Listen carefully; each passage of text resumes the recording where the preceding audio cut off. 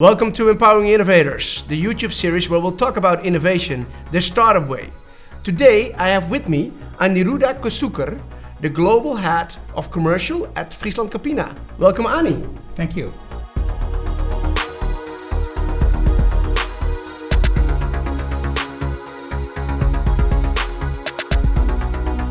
Okay, let's go shortly back to selecting the right people with the right mindset and skill set, maybe even for these micro battles and for the Milkubators. What have you learned there? Because you said, for me, the team is more important than actually the idea. What are your insights that you could share? What kind of traits do the people that go into the Milkubator, what are you looking for when you select the teams? I think this is, so in general, I know that our industry faces a talent challenge. I think when you come to Milkubators, it is even more severe. And the reason for that is a lot of people join the big companies. A lot of people join FrieslandCampina because they believe in the purpose of the company. They believe in the career possibilities that we offer.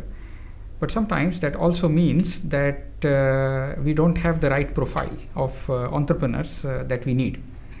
And we have sometimes very good managers, but not necessarily people who have the drive, who can build things up from scratch, which is a bit of what Milkubators demand.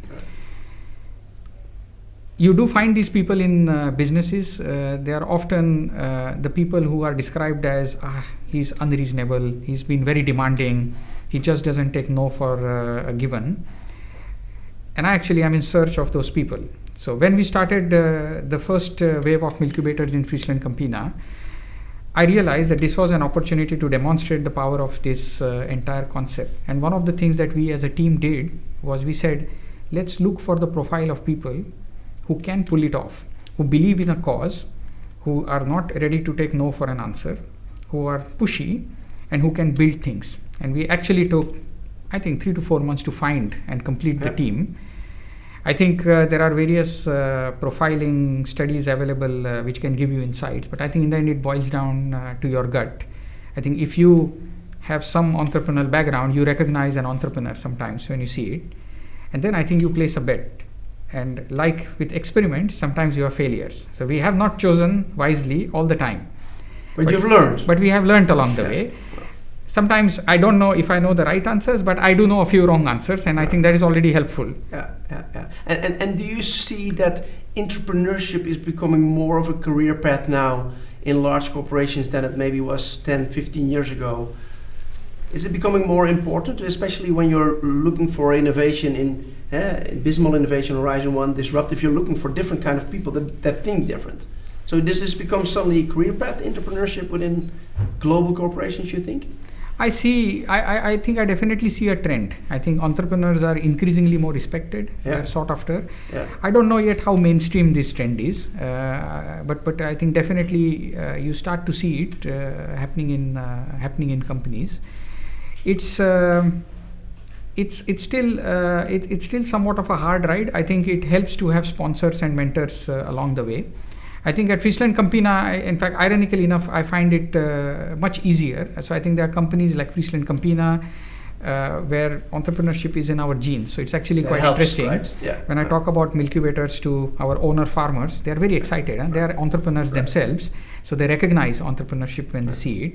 You talk to the executive board, they are super excited. You have a lot of momentum behind you. And I think now increasingly we can offer these kind of opportunities to our talent. Yeah. So how important is support from the executive board or C-level in a journey like this, where the outcome is unknown? I think it is probably the single biggest factor, and I can talk about it personally. And as I say, I think the thought of building businesses and taking risk in the market also means you have to take sometimes risks within a company.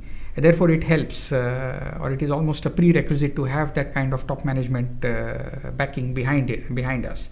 If I look at Roel van Neerbos, who is the head of our business, he's fully behind me. I have his trust. He has my back, and I think that's very powerful for me. I know I can operate with speed. Hein Schumacher, our CEO, truly believes in this concept. He was earlier the CFO, and I think it's not today, but it's been since the time I've joined the company. He has strongly believed in it, and he has our back. And therefore, I have the backs of our teams. And that combination is necessary. Because at least in the early stages, you are seen as this bunch of fairly unreasonable people. I think everyone loves the concept. No one is quite sure how that translates into daily operations. Right. And not all the things we do land as smoothly as they sometimes should. And then therefore, I think having this kind of personal support is very important. Right. If you look at some of the trends in CPG, one of the big ones is obviously the direct-to-consumer business model, which I guess 5 to 10 years ago was not really done because you deliver to basically your customers, which are the supermarket chains. But obviously you see that supermarket chains are feeling the Amazons coming into their business. The Amazons are generating the consumer data of you and me, so they become smarter. How does a company like FrieslandCampina look at direct to consumer? Is that something that is part of your strategical journey to also go direct to consumer and not only going to platforms online or offline? So I think at FrieslandCampina, for sure, I think we recognize that because of technology, then the direction of the new innovation is around business model innovation as well. So as a company, we are very good at products and bringing in new recipes into the market. We are learning how to make business model innovation. I think direct to consumer is a business model innovation. Sure. And I think it's part of the many solutions that we work on. So of course, we work with retailers, for example, on their online platforms. We want to work direct to consumer. In the end, it's all about penetration. The more consumers you reach, the more we can grow. Right. Therefore, it's a big one. I think what we see, at least the early experience so far has been that for fresh products, a pure online model or a pure direct-to-consumer model is probably a little ahead of its time. I think we need more of the online to offline integration. So currently what I see is hybrid models can be sustainable. And I'm sure, I think we have to stay in the game. There are lots of possibilities. And I'm sure there will be changes in technology that will come and offer us new possibilities again. Yeah. And where do you see specifically in your business, let's say the milk business, the cheese business, the yogurt business, where do you see disruption is coming from? So one, I think disruption starts to come from industries outside of dairy. So you see we start to feel the heat from plant-based nutrition. So there are different ways of nutrition. Yeah. You also start to feel new business models coming in. So fresh is growing.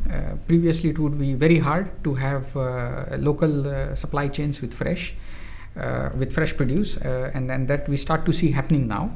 And then of course I think most importantly, you start to see a lot of brands being built digitally. So increasingly, it is possible for small brands to grow using digital. We call that a bit of a rebel brand or insurgents, as we call them. You start to see more and more of that. And you see many of them. Maybe they don't have a big market share, but they're basically eating away little pieces of the business, right? It's a little bit the same as we saw in the banking industry. Yes. 10 years ago when that started, when the startups were just eating on their business, not one or two, but multiple at the same time. So do you already collaborate also with early stage companies? Is there room for a startup to collaborate with a large company like FrieslandCampina? Yes, no, I think definitely. I think especially our R&D function, so in terms of understanding technology as well as the science behind dairy, we collaborate a lot. We collaborate on our farms as well. So I think one of the things about FrieslandCampina is our value chain goes right up to the farm. Right. So we also have partnerships to make our farms more sustainable. So there's a host of topics where we collaborate. We collaborate with the University of Wageningen. But even there, we look for a lot of startups.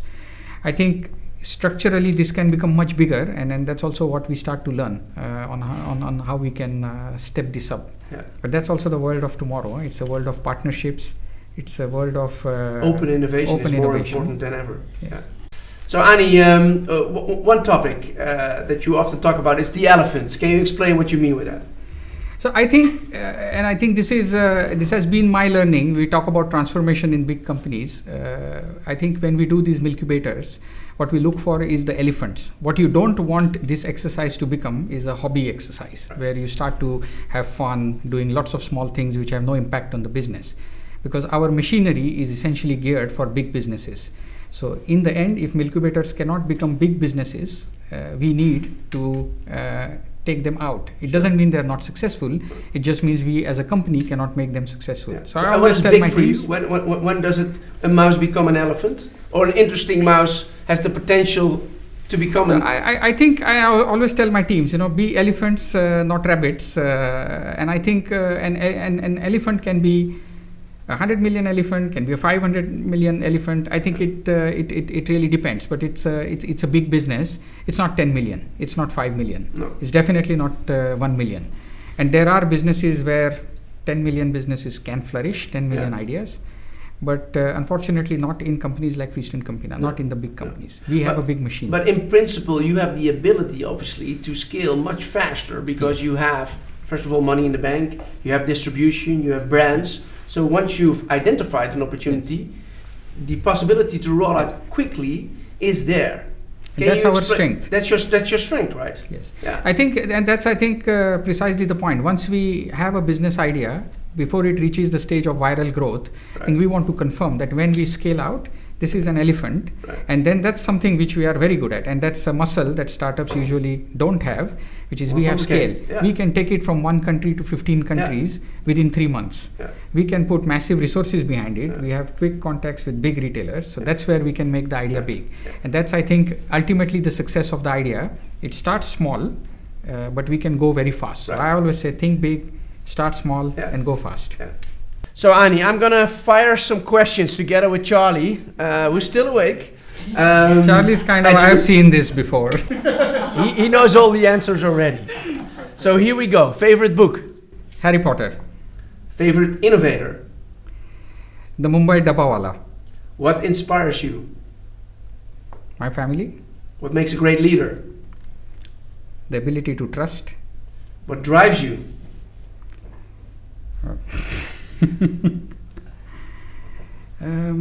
What drives me? What drives me is when I see things that are broken. I like to fix. Okay. What should everybody know about FrieslandCampina? About FrieslandCampina? It's the best dairy company in the world. That's the most important thing, I would say. Yes. Let's leave it at that. What do you value more in people? Certificates or experience? Actually, neither. I value the mindset, the attitude we just discussed. Your greatest achievement so far? My greatest achievement was when I ran the Dam to Dam the first time. I think it was a test of perseverance. And you made it till the end. Good. Biggest learning in life? Failure is not the end of the road. Define happiness. I'm always happy, never satisfied. Happiness for me is in the journey. It's not in the end. So Ani, we talked about scaling fast. Recently, a new book came out from Reid Hoffman, the founder of LinkedIn, which is about blitzscaling. So that's even scaling faster than you're currently doing. So hopefully there will be some relevant topics in here that will help you and FrieslandCampina bring those amazing products to the markets even quicker than you're already doing. Thank you very much. Thanks, Patrick.